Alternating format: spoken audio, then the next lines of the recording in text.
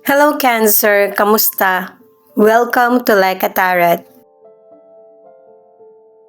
Angels and guides, please guide us. Ano ang reading para sa mga Cancers? Ang unang question ay ano ang salubong sa mga Cancers sa darating na taong 2024? Para sa mga bagong viewers, timeless reading, general reading at guide lamang ito guys, kaya kunin mo lang yung akma sa sitwasyon mo at kung kailan mo napanood ang reading na ito, yun ang start ng 1 week reading para sa'yo. Ikaw na bahala magpalit kung si person mo ito o ikaw.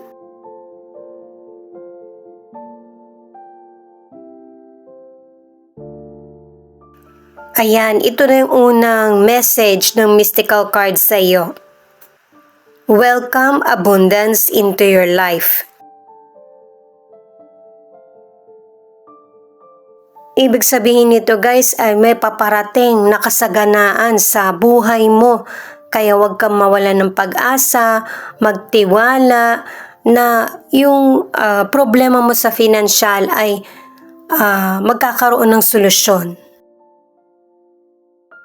Ito naman ang angel number mo.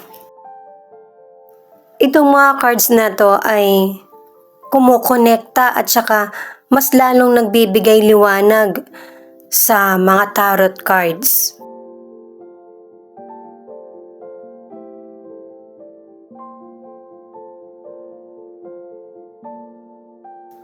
Affirm, you deserve a wild love from a gentle soul. Mukhang hindi lang para sa financial ang magiging abundance na darating sa iyo, kundi pati sa nararamdaman. Alamin naman natin sa tarot cards kung ano ang salubong sa mga Cancer sa darating na taong 2024. Queen of Wands, Three of Cups,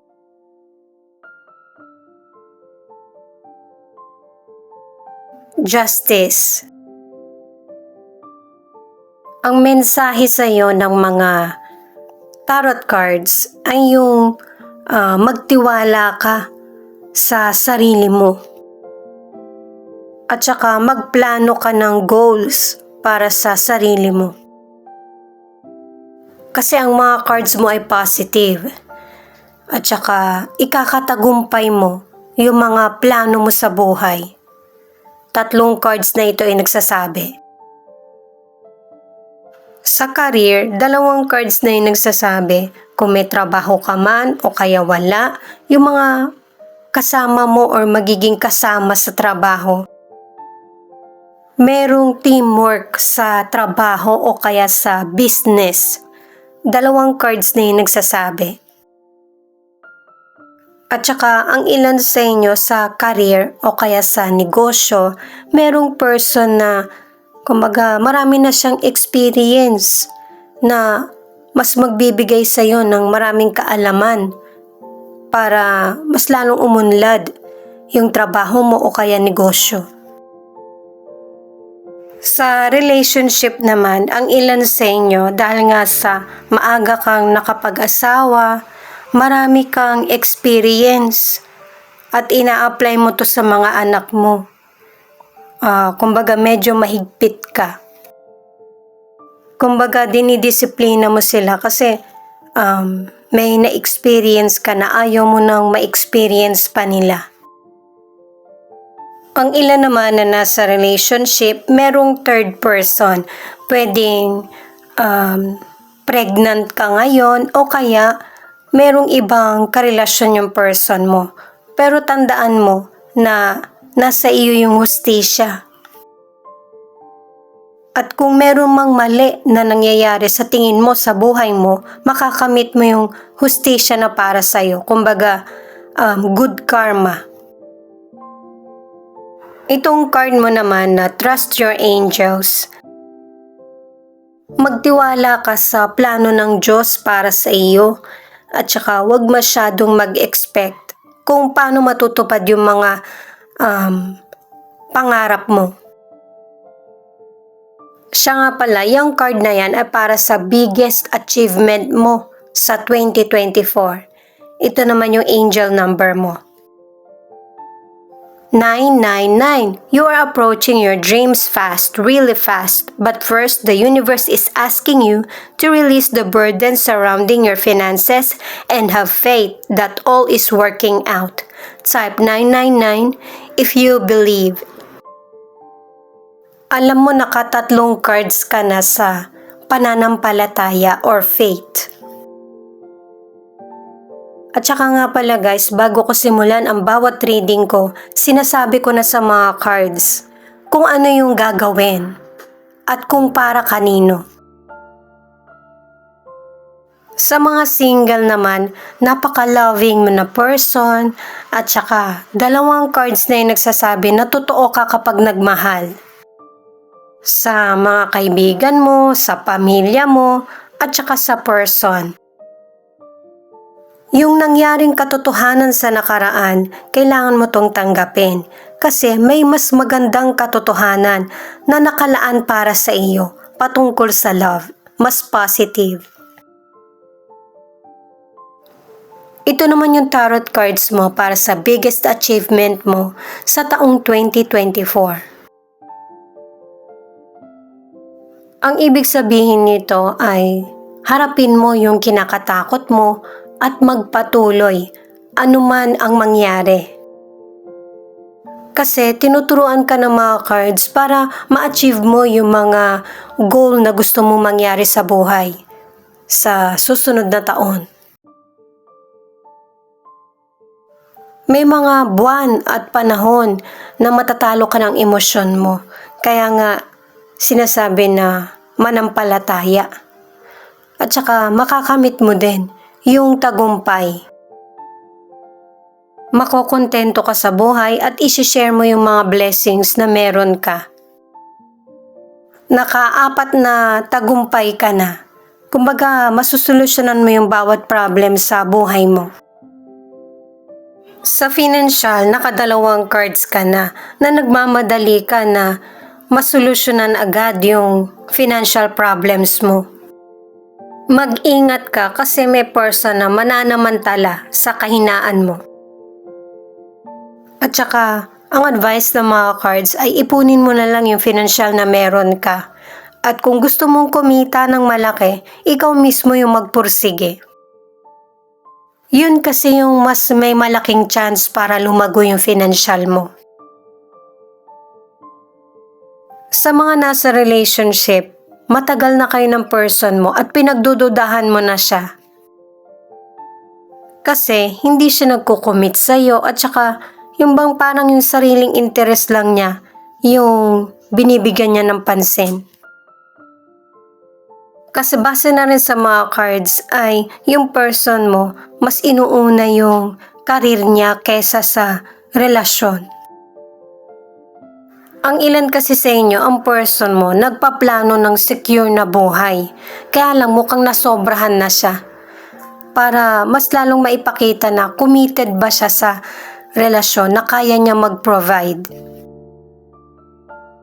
At sobrang nadadala siya sa emosyon niya, hindi niya na napapansin na kung ano talaga yung priority niya. Ang ilan naman, alang-alang sa relasyon, i-give up mo yung maganda mong trabaho. Sa bahay ka na lang nagtatrabaho. Increase your knowledge. Ang ibig sabihin nito ay yung kaalaman ang mas magbibigay sa'yo ng maraming oportunidad. Makinig ka rin sa opinion ng iba para mas marami ka pang matutunan. Iba rin kasi yung nakalagay sa libro at saka yung totoong experience. 1122. It is a symbol for you to be more humble, to be more kind, and to treat men and women with care and compassion. Connected na ito sa person mo na workaholic. Sa mga nasa relationship, makakatulong yung patuloy na connection nyo ng person mo. Lalo na kung uma-attend kayo ng parties o kaya nagde-date. Ang ilang single naman, nakatatlong cards ka na seryoso kang person. At saka, yung bang trabaho, bahay, yun lang yung ginagawa mo. Mahihirapan ka nga talagang makahanap ng love kung hindi mo babaguhin yung routine mo. Meron naman kasi talagang person na makikilala ka na makakarelasyon mo. Pero kailangan ng pag-aksyon mula sa iyo. Itong mga cards naman na ito ay tips para maging payapa ang taong 2024 mo. The Fool, Queen of Swords at King of Swords. Kailangan tatagan mo talaga yung pananampalataya mo kasi nakaapat na cards ka na. Maging open ka rin para sa mga chances o kaya pagbabago. Kasi itong darating na taong 2024 ay magiging challenging sa iyo. Kailangan mong matuto sa mga hard lesson na darating at saka yung sikapin na malagpasan ito. At saka nakadalawang cards ka na ang ilan sa inyo gusto mo ng clarity sa situation pero inunahan na tayo ng unang card ng justice na sinabi na nga sa iyo na makakamit mo, yun yung salubong sa iyo ng 2024, ang hustisya. At saka para iwas sakitan, mas maigi na sa korte na lang or merong person na papagitan sa inyo ng taong kaalitan mo. Ang ilan sa inyo sa health, maging alerto ka para hindi ka madaling madisgrasya. At saka, ang ilan naman sa inyo, nakadalawang cards ka na iwasan yung pagtitimpi. Huwag ka masyadong magpaka-focus sa mga negatibo kasi yan yung nagiging sanhi ng health problem mo or health issues. Ang ilan naman sa inyo na nasa relationship, ang advice ng mga cards, huwag mo hayaan na yung mga plano mo sa buhay, lalo na kung makakabuti naman ito sa iyo or sa pamilya, huwag mong hayaan na may magdidikta sa iyo. Ang ilan na nasa relationship, magkapareho kayo ng ugali ng person mo kaya hindi kayo nagkakaroon ng problema. Sa mga single naman, kailangan mo nang mag-move on kasi tatlong cards na yung nagsasabi na merong potential person na mas magbibigay sa'yo ng commitment. Ito naman yung additional card pero ganun din, nakadalawang cards ka na mag-ingat sa aksidente at saka maging alerto. Nakadalawang cards ka na sa hustisya at saka ang ilan sa inyo magkakaroon ng surgery. May mga bagong plano ka rin na sisimulan.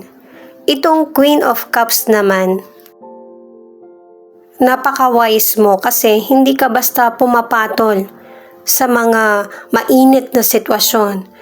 Mas pipiliin mo yung katahimikan at yung kapalaran ang humusga. The Chariot, ginaguide ka talaga ng mga cards na para hindi ito mangyari, maiwasan mo. Yung aksidente, may posibilidad na magmula sa sasakyan. Yan yung pag-ingatan mo. At saka nakatatlong cards ka na rin na maging kalma.